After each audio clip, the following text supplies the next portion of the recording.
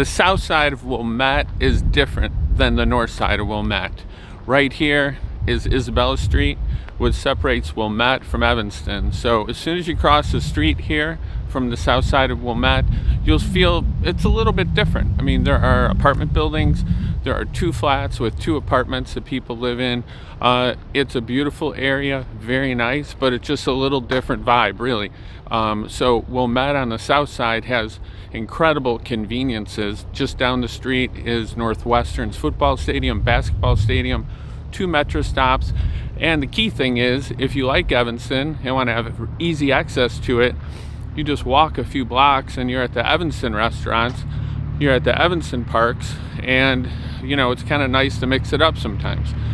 If you want to be downtown Wilmette, you just go 1 mile and you're in the heart of downtown Wilmette, which has a different vibe than Evanston. So it's really a nice way to mix things up, have access to different businesses, restaurants, and go to Northwestern games, and you can walk to Evanston beaches or Wilmette beaches. So, but obviously the big deal for people that want schools is you have Wilmette schools versus Evanston schools, and the Evanston schools are very good, many of them, but the Wilmette schools are more consistent. So right on the southeast side of Wilmette, you'll see a lot of new construction homes.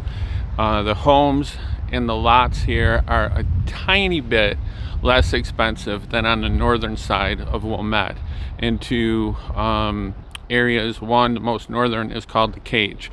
So this southern end of Wilmette is, besides being closer to Evanston, is slightly more affordable, has many very, very expensive homes, but there are more of a mix of smaller homes built into the neighborhood.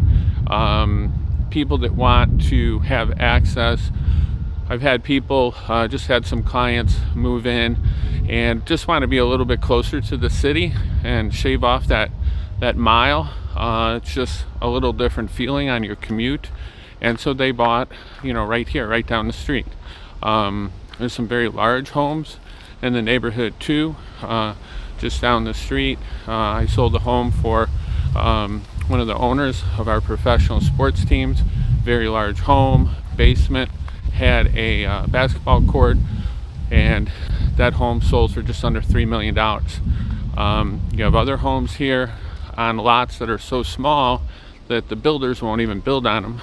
So the houses remain affordable, and it remains a great thing for a lot of first-time buyers, especially if you want to, you know, kind of two-step your process in Wilmette. Many times people will buy the kind of the starter home, and then as their kids get bigger, they will you know, upgrade to a bigger one.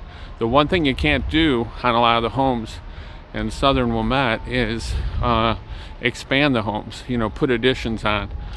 It's much harder, well, it's kind of impossible to do, really, because some of the lots on some of the homes are too small to add on to. So you're really committed to staying in a smaller home or upgrading to a larger home, which is what a lot of people will do. So this is an option that is kind of off the table, you know, really, if you buy some of the smaller starter homes. Okay, let's be honest about it though.